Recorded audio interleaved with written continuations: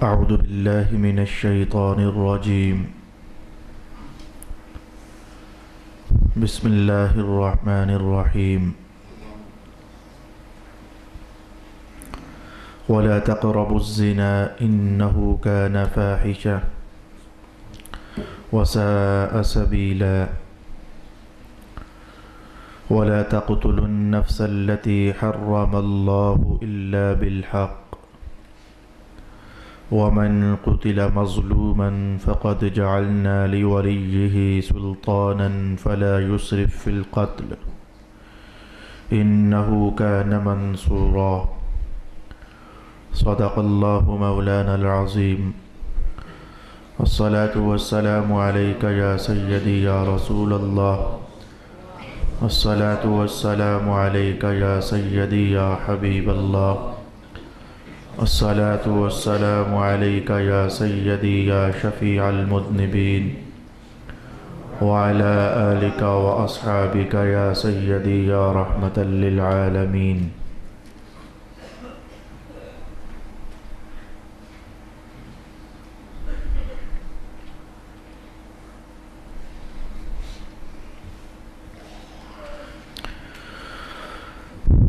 اور زنا کے قریب نہ جاؤ، بے شک وہ بے حیائی ہے اور برا راستہ ہے. اور اس شخص کو قتل نہ کرو جس کے ناحق قتل کو اللہ نے حرام کر دیا ہے.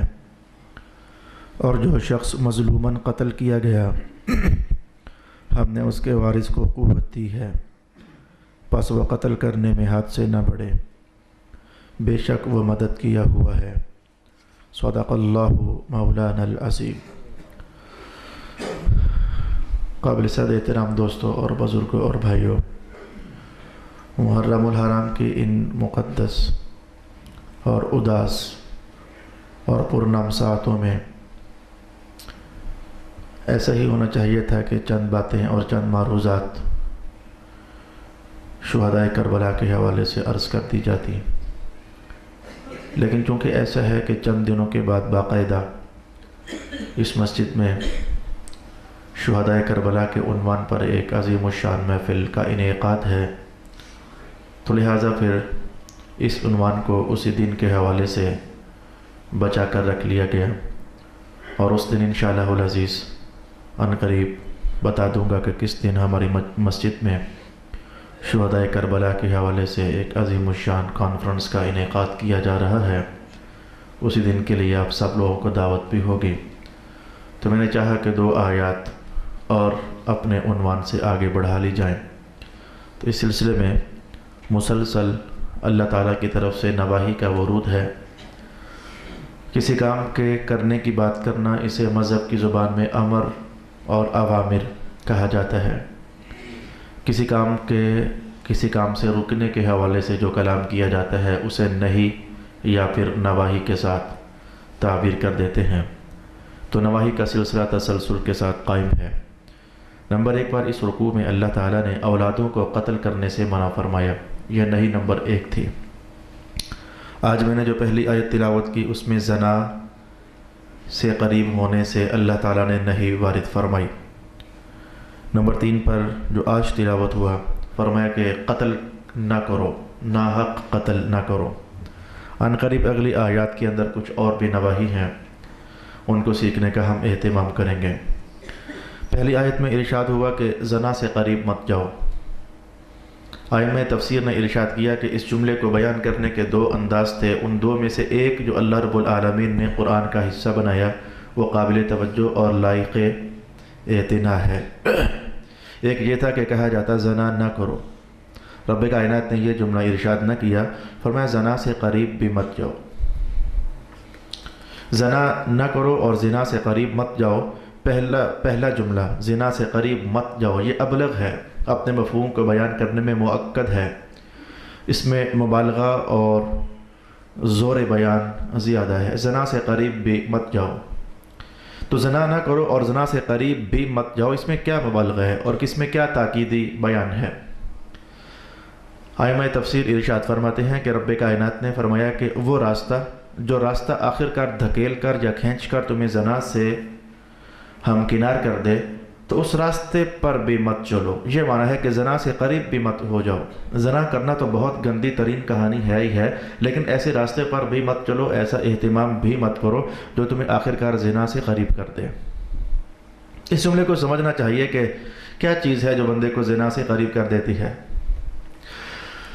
بہت سارے اسباب دور حاضر میں قائم ہو چکے ہیں، میں کہہ دیتا ہوں، اس کے بعد اللہ رب العالمین جس دل میں تاثیر پیدا فرما دے اور اثر ظاہر کر دے اپنے پیغام اور اپنے حکم کا، وہ اللہ کی توفیق ہوتی ہے۔ زنا سے قریب بھی مت جاؤ، یعنی ان محرکات کا ارتکاب بھی مت کرو جس کا نتیجہ آخر کار یہ گھناؤنا جرم ہو جاتا ہے۔ ان محرکات سے بھی بچو، ان اسباب سے بھی بچو اور ان راستوں سے بھی بچو۔ کو ایجوکیشن سسٹم ہمارے ماحول میں سب سے مؤثر ترین راستہ ہے زنا تک پہنچانے کا۔ نوجوان بیٹیاں اور نوجوان بیٹے اکٹھے پڑھتے ہیں۔ مجھے معلوم نہیں ہو سکا کہ کیوں آخر، چلو بیٹے والے تو بیٹے والے تھے، لیکن بیٹیوں والے نے کیوں اپنی آنکھیں بند کر لیں، اس عنوان سے مجھے سمجھ نہیں آ سکی۔ بالکل کل کی کہانی، ایک نوجوان کا فون آیا اور کہنے لگا کہ میں کو ایجوکیشن سسٹم کے تحت تعلیم حاصل کر رہا ہوں، تو میرے بینچ پر بیٹھنے والی ایک لڑکی مجھے کچھ کھانے کے لیے گفٹ کرنا چاہتی ہے، گفٹ قبول کر لوں کہ نہ کر لوں؟ میں نے کہا تجھے یہ کس نے کہا کہ اس کے ساتھ مل کر بیٹھ؟ پہلے تو اس بات کا جواب دے، تجھے کس نے اجازت دی ہے کہ تو اس کے ساتھ، جوان بیٹی کے ساتھ مل کر بیٹھ؟ اگر تیری بہن پڑھتی ہوتی تو تو چاہتا کہ کوئی نوجوان لڑکا اس کے ساتھ مل کر بیٹھے؟ کہنے لگا نہیں، تو پھر تو نے کیسے پسند کر لیا کہ کسی کی جوان بہن کے ساتھ مل کر بیٹھ کر کے تو بینچ پر تعلیم حاصل کر؟ پھر میں نے اس کو گرم صاف کہہ دی، میں نہیں جانتا کہ وہ نوجوان اس مجلس میں آیا ہوا ہے یا کہ نہیں آیا ہوا۔ میں نے کہا شیطان آج تیرے دل میں ڈالے گا، چل یہ ایک شریف بچی ہے، اس کا گفٹ قبول کر لے، کل تیرے دل میں ڈالے گا، اسے گفٹ کرا بھی، پھر دونوں کی باہمی محبت کروائے گا، اس کے بعد خفیہ ملاقاتیں کروائے گا، اس کے بعد ڈیٹس ڈلوائے گا، اس کے بعد لڑکی کے بھائیوں کو بتروائے گا اور آخرکار تجھے قتل کروائے گا، یا تو قتل ہو جائے گا یا تو کسی گناہ کا ارتکاب کر بیٹھے گا۔ بچ، اپنے آپ کو اس سے بچا اور روک۔ نہ جانے کہ بیٹیوں والے نے کیسے یہ پسند کر لیا کہ ہماری بیٹیاں ایک ہی بینچ پر ایک ہی کلاس روم میں بیٹھ کر کے تو نوجوان بچوں کے ساتھ پڑھیں۔ مذہب نے جو کہنا تھا صاف کہہ دیا۔ سخت نقصان ہے اور آخرکار یہ راستہ ہے اس گناہ تک جانے کا جس گناہ کی طرف بڑھنے سے رب کائنات نے منع فرما دیا، لا تقربوا الزنا، زنا کرنا تو برا ہے ہی ہے، اس کی طرف بڑھنے والے راستے سے بھی بچو۔ میسج کے ذریعے دوستیاں ہو جاتی ہیں، چیٹنگ کے ذریعے دوستیاں ہو جاتی ہیں، یہ سب کچھ راستے ہیں زنا کی طرف بڑھنے والے۔ کوئی بھی ایسا کام، اجنبی عورتوں سے اختلاط، تنہائیوں میں بیٹھنا، مسکرا کر جواب دینا، بیلنس بھجوا دینا، بیلنس طلب کرنا، یہ دور حاضر کے وہ راستے ہیں جو ہمارے ایجاد کردہ ہیں اور ہم ان سب کو لیے ہوئے ہیں اور جان بوجھ کر آنکھیں بند کیے ہوئے ہیں۔ اللہ رب العالمین کہیں ہماری بیٹیوں کو حیا نصیب فرما دے اور ان کے ماں اور باپ کو اس سے بھی پہلے حیا نصیب فرما دے۔ اگر ہم کہیں آواز لگا دیں کہ قرآن کی تعلیم بتاؤ بیٹیوں کو، آگ لگ جاتی ہے تمہیں۔ اگر ہم کہیں کہہ دیں کہ حدیث کا نور بھی اپنی بیٹی کی گودی میں ڈال دو، تمہیں آگ لگ جاتی ہے، یہ کہتے ہوئے کہ یہ تو دقیانوسیت ہے، یہ تو پرانا نظام، اولڈ نظام ہے تعلیم کا۔ ان مولیوں کو کیا پتا، ان محراب نشینوں کو کیا پتا کہ جدید دور کے تقاضے کیا ہیں۔ ہاں نہیں، واقعی ہمیں تمہارے جدید دور کے تقاضوں کا علم نہیں ہے، ہم تو صرف اتنا جانتے ہیں کہ ویسے کچھ بھی لے لو لیکن اسلام پرانا ہی اچھا ہوتا ہے، ایمان پرانا ہی اچھا ہوتا ہے، جنت کی طرف جانے والا راستہ یہ پرانا ہی اچھا ہوتا ہے۔ اس لیے کہ مصطفیٰ کریم علیہ السلام کے نظام شریعت میں رب العالمین نے جو بھی اتارا ہے وہ قیامت تک سب انسانوں کی ضروریات کو پورا کرنے کے لیے کافی تھا۔ لا تقربوا الزنا، زنا سے قریب مت جاؤ، بچ جاؤ گے تو عافیت پاؤ گے، گھرانے کو بچاؤ گے۔ ہمارے پاس سب سے زیادہ مسائل طلاقوں کے، نکاحوں کے اور ان گناہگاریوں کے آتے ہیں۔ اعوذ باللہ من الشیطان الرجیم۔ کتنی باتیں ایسی ہوتی ہیں کہتے ہوئے شرمناک ہو جاتے ہیں ہم، حالانکہ ہم نہیں جانتے ہوتے پوچھنے والا کون تھا، کال کرنے والا کون تھا، لیکن یہاں کہتے ہوئے شرم آ جاتی ہے۔ ارشاد گرامی ہوا لا تقربوا الزنا، زنا فاحشہ ہے، زنا فاحشہ ہے۔ فاحشہ کیا شے ہوتی ہے؟ فاحشہ کیا شے ہوتی ہے؟ زنا فاحشہ ہے۔ میں بتاتا ہوں کہ فاحشہ کیا شے ہوتی ہے۔ یہ فحش سے بنا، اور فحش ہر ایسے قول کو کہتے ہیں کہ جب وہ قول کر لیا جائے تو فوراً سوچا جائے کہ کسی کو پتہ نہ چلے۔ فحش ہر ایسے فعل کو کہتے ہیں کہ جسے جب کر لیا جائے تو کرنے کے بعد خیال پیدا ہو جائے کہ کسی کو پتہ نہ چلے۔ ہر ایسا قول اور ہر ایسا فعل جسے کر لیا جائے تو کرنے کے بعد یہ خیال پیدا ہو جائے کہ اے کاش کسی کو پتہ نہ چلے، تو ہر ایسے قول کو بھی فحش کہا جاتا ہے اور ہر ایسے فعل کو بھی فحش کہا جاتا ہے۔ زنا کی کہانی بھی کچھ ایسی ہی ہے، جب کچھ ایسا گندا مندہ ارتکاب ہو جائے تو فریقین ڈر رہے ہوتے ہیں، خواہش کر رہے ہوتے ہیں کہ کسی کو پتہ نہ چل جائے۔ انہو کان فاحشہ، یہ چیز ہی ایسی ہے کہ جو ہونی بھی نہیں چاہیے اور کسی کو پتہ بھی نہیں چلنی چاہیے۔ وَلَا تَقْرَبُوا الزِّنَا إِنَّهُ كَانَ فَاحِشًا وَسَاءَ سَبِيلًا، اتنا ہی کہنے پر اکتفا نہ ہوا، کہا یہ بہت برا راستہ ہے، خطرناک نقصانات واقع ہوتے ہیں۔ مفسرین کرام نے بہت سارے ارشاد فرمائے، ان میں سے ایک دو ذہنوں پر دستک دینے کے لیے، ان میں سے ایک دو تین میں عرض کر کے پھر اپنی گفتگو کو اگلے مرحلے میں داخل کر لوں گا۔ زنا بہت برا راستہ ہے۔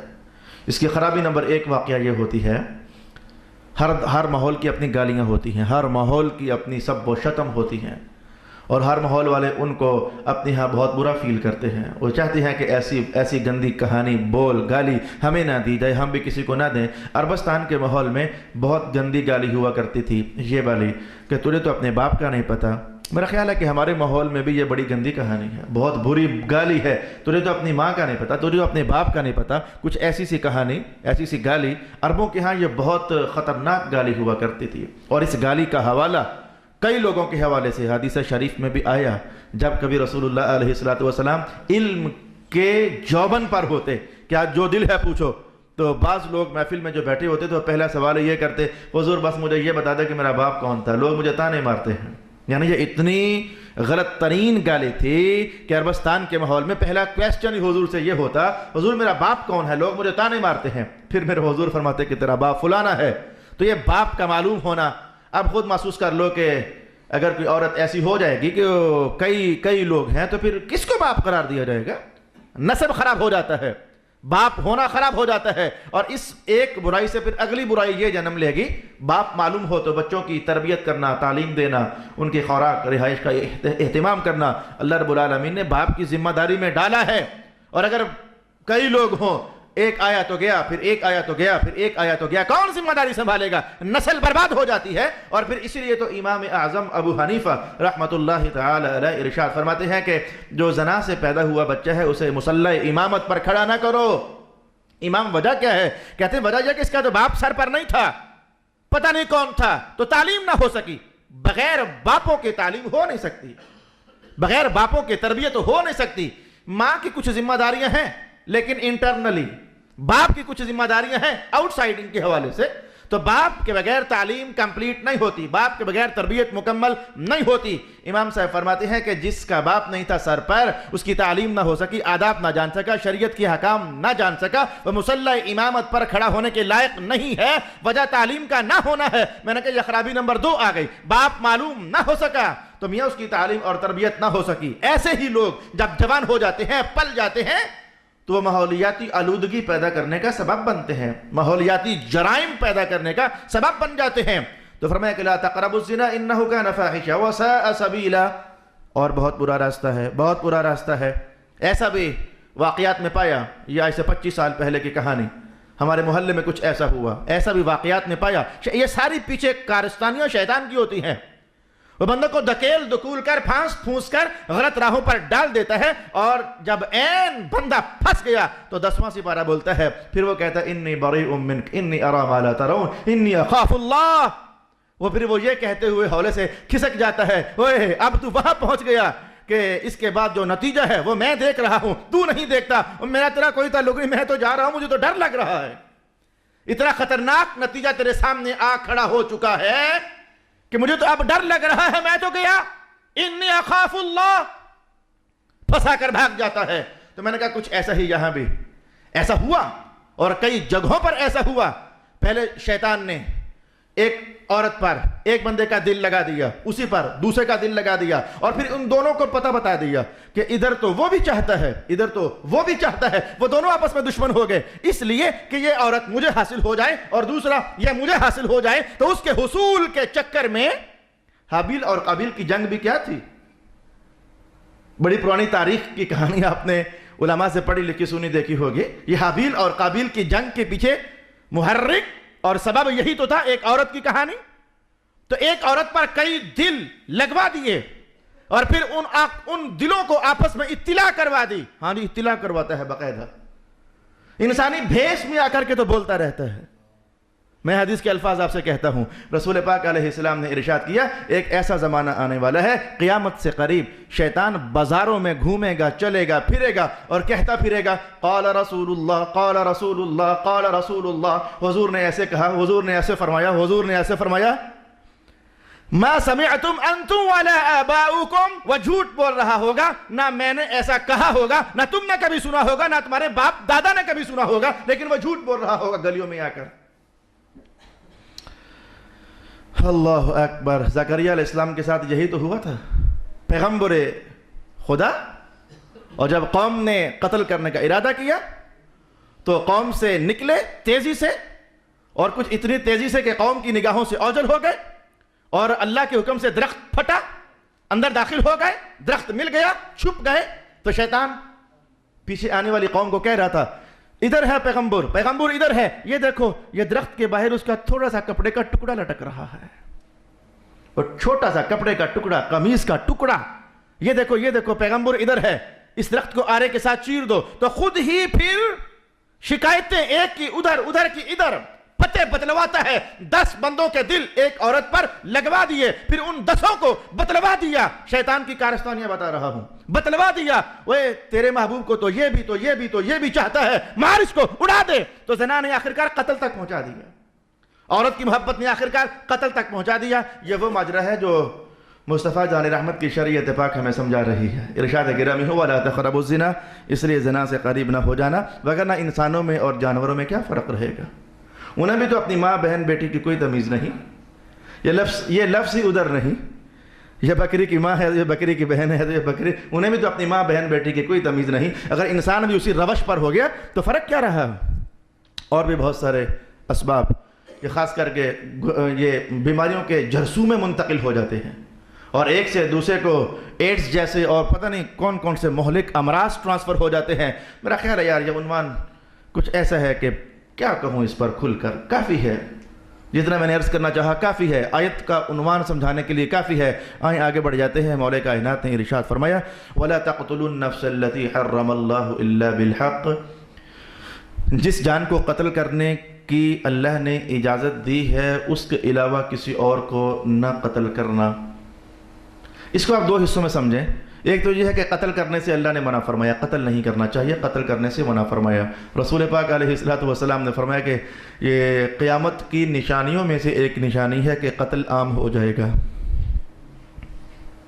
اور یہاں تک میرے حضور نے یہ بھی فرما دیا کہ قتل کرنے والے کو بھی پتہ نہیں ہوگا کہ میں قتل کیوں کر رہا ہوں، اور قتل ہونے والے کو بھی پتہ نہیں ہوگا کہ میں قتل کیوں ہو رہا ہوں. قتل والا جرم اتنا زیادہ ہو جائے گا کہ قاتل کو بھی پتہ نہیں ہوگا میں کیوں مار رہا ہوں آخر، اور مقتول کو بھی پتہ نہیں ہوگا کہ میں کیوں مر رہا ہوں آخر، ہوا کیا ہے. جیسے کہ پاکستان میں اس وقت فضا گرم ہے، مختلف شہروں میں، مختلف علاقہ جات میں جیسے کہ فضا گرم ہے، خاص کر کے کراچی کے حوالے سے فضا گرم ہے.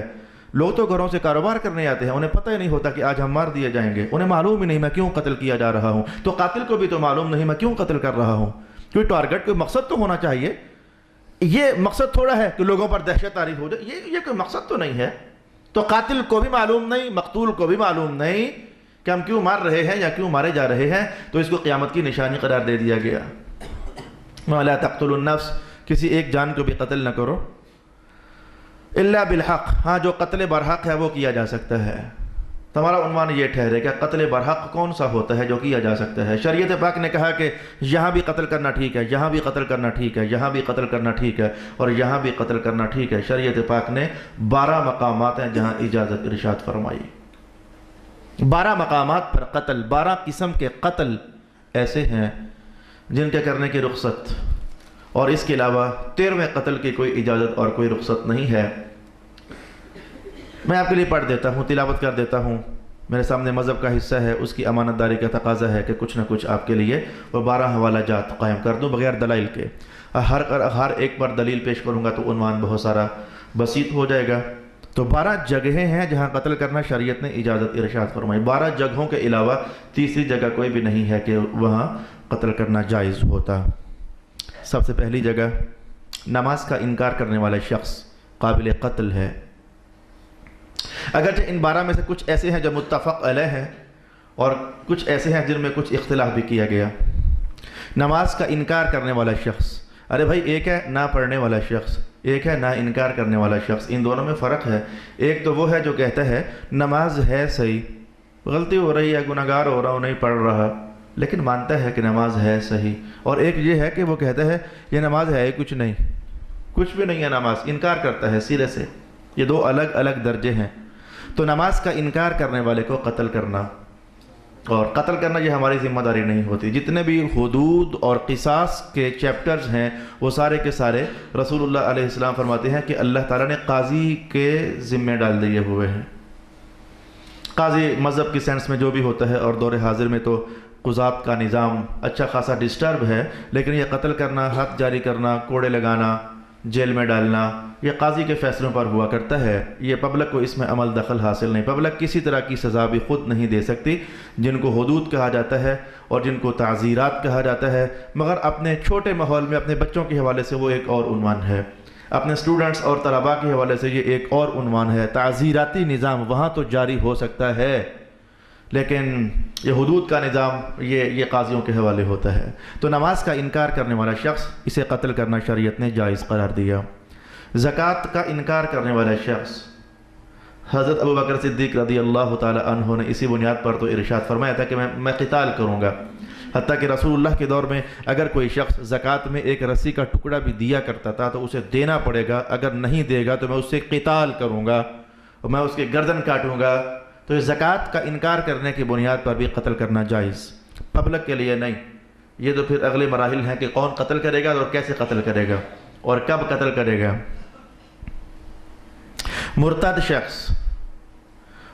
شخص کو 3 دن کے اندر اندر قتل کر دیا جائے گا۔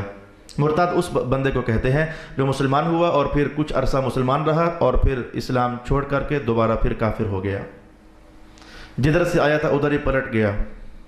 اسے 3 دن کے بعد قتل کر دیا جائے گا۔ 3 دن چھوڑے رکھنا یہ اس بنیاد پر تھا تاکہ اس کو سمجھایا جائے، جو خیالات، اشکالات فاسدہ اور افکار فاسدہ کاسدہ اس کے ذہن میں آئے ہیں ان کا جواب دیا جائے۔ پلٹ کر آتا ہے تو ٹھیک ہے، ورنہ اسے قتل کر دیا جائے۔ تو مرتد شخص کو قتل کر دیا جاتا ہے۔ مرتد بھی کافر ہوتا ہے، اور جو کافر ہوتا ہے وہ بھی کافر ہی ہوتا ہے، لیکن عام کافر اس کو 3 دن کے بعد قتل نہیں کیا جائے گا، مرتد کو 3 دن کے بعد قتل کر دیا جائے گا۔ وجہ اس پر امام اعظم ابو حنیفہ یہ ارشاد فرماتے ہیں جو عام کافر تھا وہ اسلام میں آیا ہی نہیں، اسلام کے مزاج کو جان ہی نہیں چکا، اسلام کی لذت اس نے پائی نہیں، بیگانہ رہا، دور رہا، جرم ہے لیکن وہ اندر داخل ہونے کے بعد تو نہیں نہ نکلا۔ اور جو مرتد ہو گیا، یہ اسلام میں داخل ہوا، اس نے اسلام کا مزاج پایا، اسلام کا اخلاق پایا، اسلام کا نظام عبادت پایا، اس نے اسلام کی ہر رنگ کی لذت چکھی، مٹھاس اور شہد چکھنے کے بعد یہ انادن اور تعنتن یہ چھوڑ رہا ہے، لہذا اس کو سزا ملنی چاہیے، اس کو سزا ملنی چاہیے۔ الغرض ارتداد پر کامل بحث نہیں کر رہا، ایک مختصر سا جملہ میں نے کہا، مرتد شخص کو قتل کر دینا 3 دن کے بعد یہ ذمہ داری میں ہے اور یہ قتل جائز ہے۔ کوئی شخص شادی کرنے کے بعد بھی زنا کرے، شادی شدہ ہے لیکن پھر بھی زنا کرے، ایسے شخص کو قتل کر دینا، بلکہ خود رسول پاک علیہ السلام نے قتل کروایا، رجم کروایا۔ اس قتل کو خاص نوعیت کا قتل کہتے ہیں اور وہ رجم ہوتا ہے۔ ویسے تو قتل جیسا بھی ہو وہ تلوار سے کیا جاتا ہے، تمام قتال یہ تلوار سے کیے جاتے ہیں۔ لا قود الا بالسیف، حدیث کے الفاظ، قتل کیا جائے گا تلوار ہی کے ذریعے۔ لیکن یہ زنا، شادی شدہ شخص اگر زنا کرے تو اس کو قتل کرنے کے لیے تلوار نہیں، اس کو قتل کرنے کے لیے رجم کی صورتحال اختیار کی جاتی ہے۔ اور رجم یہ ہوتا ہے کہ اس کو زمین میں گاڑ دیا جائے اور گاڑنے کے بعد مسلسل پتھر مارے جائیں، یا گاڑا نہ بھی جائے تو مسلسل پتھر مارے جائیں اور زور سے مارے جائیں اور چاروں طرف سے مارے جائیں حتیٰ کہ وہ پتھروں کی تاب نہ لاتے ہوئے آخرکار مر جائے، اسے رجم کہا جاتا ہے۔ شادی شدہ شخص کے لیے اس طرح کا زنا ہونے کے بعد یہ قتل اور بصورت رجم رسول پاک علیہ السلام نے ارشاد فرمایا۔ حضرت معاذ رضی اللہ تعالیٰ عنہ کے ساتھ یہ عنوان ہوا تھا، تو بعد میں صحابہ میں سے بعض نے کچھ باتیں کی کہ یہ کس وجہ سے مارا گیا، کچھ منفی سے انداز میں کہنا چاہا، تو رسول اللہ علیہ السلام نے ارشاد کیا کہ میرے معاذ نے ایسی توبہ کی ہے کہ اگر وہ توبہ اہل زمین پر بانٹ دی جائے تو بھی زیادہ ہو جائے۔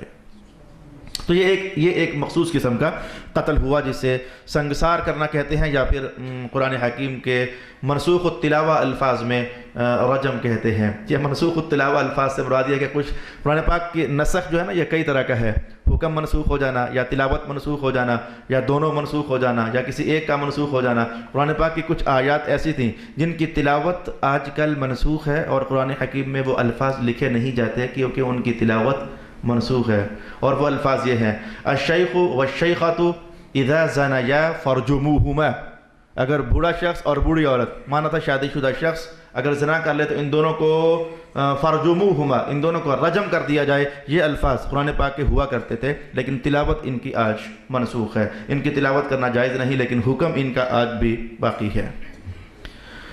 5ویں نمبر پر قصاص میں قتل کرنا۔ کسی نے میرے بھائی کو قتل کر دیا تو پھر ہم لوگ جو والی وارث لوگ ہیں ہم اسے قتل کے بدلے میں قتل کروا دیں قصاصاً۔ یہ شریعت پاک میں جائز، قرآن حکیم میں خود اس کی اجازت اتاری گئی اور نازل فرمائی گئی۔ نمبر 6، مسلمانوں کا ایک خلیفہ مقرر ہو گیا، مسلمانوں کا ایک خلیفہ مقرر ہو گیا، اور اس کے بعد ایک دوسرا شخص کہتا ہے میں بھی خلیفہ ہوں، دوسرا شخص کہے کہ میں بھی خلیفہ ہوں، تو وہ جو دوسرا شخص ہے جس نے کہا کہ میں بھی خلیفہ ہوں زور آوری سے، تو ایسے شخص کو باغی کہا جاتا ہے اور اسے قتل کرنا جائز ہوتا ہے۔ آپ ایک لفظ پر غور کرو کہ اسے باغی کہتے ہیں، جو کہے میں بھی خلیفہ ہوں، میں بھی خلیفہ ہوں، اسے باغی کہتے ہیں۔ ایک خلیفہ بن جائے تو دوسرا کہے میں بھی خلیفہ ہوں، اسے باغی کہتے ہیں۔ یاد رکھنا کہ آج بھی یزیدی ٹولہ یہ شور ڈالتا ہے کہ حسین باغی تھے، نعوذ باللہ العزیز، حسین باغی نہیں تھے، انہوں نے یہ نہیں کہا تھا میں خلیفہ ہوں، انہوں نے تو یہ کہا تھا یزید جس طرح کا نظام حکومت تو چلا رہا ہے میرے محمد ایسے نہیں دے کر گئے ہیں۔ وہ تو حق کی ایک آواز تھی، حق کی ایک للکار تھی، سچ کی ایک صدا تھی، اور افہام و تفہیم کا ایک مؤثر ذریعہ تھا، اور بس یزید کے کچھ اپنے معاملات تھے، وہ یہ حق کی آواز کو تاب نہیں لا سکتا تھا، برداشت نہیں کر سکتا تھا۔ اس نے کہا یہ آواز ویسے نہیں دبتی تو گردن ہی کو قلم کر دیا جائے، وہ معاملہ کچھ اور تھا۔ لیکن یزیدی ٹولہ آج بھی امام حسین پاک کو باغی کہتا ہے، اور ہم مسلمان لوگ امام علی پاک کو سید الشہداء کہتے ہیں، صرف شہید نہیں سید الشہداء کہتے ہیں۔ جو بندہ کہہ کر قتل کروا دیا جائے وہ اس کا جنت سے کیا کام ہے؟ حسین پاک تو وہ ہے کہ حضور نے فرمایا جنت سے کیا کام، وہ جنت ہے ہی ان کی، تم بھی جاؤ گے تو سرداری پھر بھی انہی کی چلے گی۔ تو رسول اللہ کے نواسہ محترم کا مقام، اور وہ باغی نہیں تھے، حاشا وقلا، شہید تھے۔ اچھا، میں نے ایک پلیت ٹولے کی کہانی آپ کو بتائی، وہ امام حسین پاک کو باغی کہتے ہیں، لیکن بغاوت کیا ہوتی ہے؟ ایک خلیفہ ہے، اس کے مقابلے میں کہنا کہ میں بھی خلیفہ ہوں، یہ بغاوت ہوتی ہے۔ آپ نے بغاوت نہیں کی تھی، اس کی نوک پلک سنوارنے کی کوشش کی تھی، لیکن وہ بپھر گیا آگے سے، اس کو سمجھانے کی کوشش کی تھی، وہ بپھر گیا آگے سے، وہ زبردستی بیعت لینا چاہتا تھا، حالانکہ بیعت زبردستی نہیں ہوا کرتی۔ ایک 7ویں کہانی بھی ہے، قتل جائز، مرد کے ساتھ اپنی خواہش پوری کرے تو حدن نہیں بلکہ تعزیرن ایسے بندے کو قتل کیا جا سکتا ہے۔ ان دو لفظوں کی وضاحت میں ابھی نہیں کہہ سکتا، حدن نہیں، تعزیرن اس بندے کو قتل کیا جا سکتا ہے۔ فیصلہ بہر کیف قاضی نے کرنا ہوتا ہے۔ نمبر 8 کہانی، جانوروں کے ساتھ بدفعلی کرنے والے، ایسے لوگوں کو بھی تعزیرن، حدن نہیں، تعزیرن قتل کیا جا سکتا ہے۔ ڈاکو کو قتل کر دینا، ایک صحابی نے خود کہا حضور ایک بندہ میرا مال چھیننا چاہے تو میں کیا کروں؟ فرمایا لڑو اس سے۔ تو فرمایا حضور اگر میں لڑا تو پھر اس نے مجھے مار دیا تو میرا کیا بنے گا؟ فرمایا تو شہید ہوگا۔ تو کہا حضور اگر میں نے اسے مار دیا تو پھر کیا ہوگا؟ فرمایا وہ جہنمی ہوگا۔ اس کے قتل کا بھی ایکشن حضور نے نہ لیا، میں وہ جہنمی ہوگا۔ الغرض ڈاکو تمہارے گھر میں ڈاکہ ڈالنے کے لیے آ گیا اور آپ نے ایسے میں فائر کر کے مار دیا، یا جیسے بھی مار دیا، رسول پاک صلی اللہ علیہ وسلم نے اس بات کی اجازت ارشاد فرمائی۔ یہ راہ زن، ایک ہے گھروں میں آ کر ڈکیتیاں کرنا، اور ایک ہے کہ راستوں میں چھپ کر کے اور ویرانوں میں چھپ کر کے اور نقب لگا کر کے مسلمانوں پر حملہ کر کے ان کا مال لوٹنا۔ تو اسے جو اس طرز کا چور اور ڈاکو ہوتا ہے اس کا قتل کرنا بھی شریعت پاک میں جائز قرار دیا گیا۔ میں کہ ایک بار شراب پی، خود حدیث کے الفاظ، ایک بار شراب پیو تو مارو اسے، دوسری بار شراب پیو تو پھر اسے مارو، تیسری بار شراب پیو تو پھر اسے مارو۔ کہا حضور اگر چوتھی بار بھی پیے تو پھر ہمیں قتل کر دو۔ چوتھی بار شراب پینے والے کو قتل کر دینا تعزیراً، رسول پاک علیہ السلام نے اس کی خود اجازت ارشاد فرمائی۔ اور 12واں قتل ذمی کے قاتل کو قتل کرنا۔ بس آپ الفاظ سن لیجئے، ذمی کے قاتل کو قتل کرنا یہ کیا شے ہوتی ہے، لمبی کہانی ہے۔ ذمی کون ہوتا ہے، ذمی کے احکام کیا ہوتے ہیں، ان کے حقوق العباد کیا ہوتے ہیں، ان کے حقوق العبادات کیا ہوتے ہیں، یہ ایک اچھی خاصی تفصیلی کہانی اور عنوان ہے۔ رب کائنات نے ارشاد فرمایا وَلَا تَقْتُلُوا النَّفْسَ الَّتِي حَرَّمَ اللَّهُ إِلَّا بِالْحَقِّ، وہ قتل جو کہ برحق ہوتا ہے اس کے سوا کوئی اور قتل نہ کرنا۔ وَمَنْ قُتِلَ مَظْلُومًا، اور جو مظلوماً قتل کر دیا گیا، فَقَدْ جَعَلْنَا لِوَلِيِّهِ سُلْطَانًا، تو ہم نے اس کے والی وارثوں کو قوت عطا فرمائی ہے۔ اور وہ قوت یہ ہے چاہیں تو قتل کروا دیں، چاہیں تو دیت وصول کر لیں، اور چاہیں تو معاف کر دیں۔ ان تینوں طرح کے اختیارات کو رب کائنات نے سلطاناً کے ساتھ تعبیر کیا۔ فَلَا يُسْرِفْ فِي الْقَتْلِ، اور قتل کرنے میں حد سے تجاوز نہ کیا کرو۔ انہو کان منصورا، بے شک وہ مدد کیا ہوا ہے۔ قتل کرنے میں حد سے تجاوز نہ کرو، معنی یہ تھا بس تلوار لگاؤ اور قتل کر دو۔ یہ پہلے یوں کرنا کہ اس بندے کو پکڑنا، پھر باندھ دینا، پھر کینچیوں کے ساتھ انگلیاں کاٹنا، پھر ہڈیاں پیسنا، پھر اس پر نمک چھڑکنا۔ وہ جی مارنا ہی ہے نا تو جس طرح مرضی مار لو، پھر اس کو آگ کے سیکے دینا، اور پھر اس کو کچوکے لگانا، اور پھر اس کے ناخن کھینچ دینا، پھر اس کے دانت سنیوں کے ساتھ اور پلاسوں کے ساتھ کھینچ دینا۔ جی ایسے ماریں گے، پھر آنکھوں کے اندر سوئے گھونپ دینا، یعنی جو اس طرح کی تدبیر ہے رب کائنات نے کہا ایسے نہیں۔ ارشاد حدیث سماعت کیجئے، اذا قتلتم فاحسنوا القتل، اگر قتل بھی کرنا ہو تو اچھے طریقے سے قتل کرنا۔ معنی یہ تھا کہ ایک تلوار لگاؤ اور سر کٹ جائے اور گردن جدا ہو جائے، بس اس طریقے سے قتل کرنے کی اجازت رسول پاک صلی اللہ علیہ وآلہ وسلم نے ارشاد فرمائی۔ وآخر دعوانا ان الحمد للہ رب العالمین۔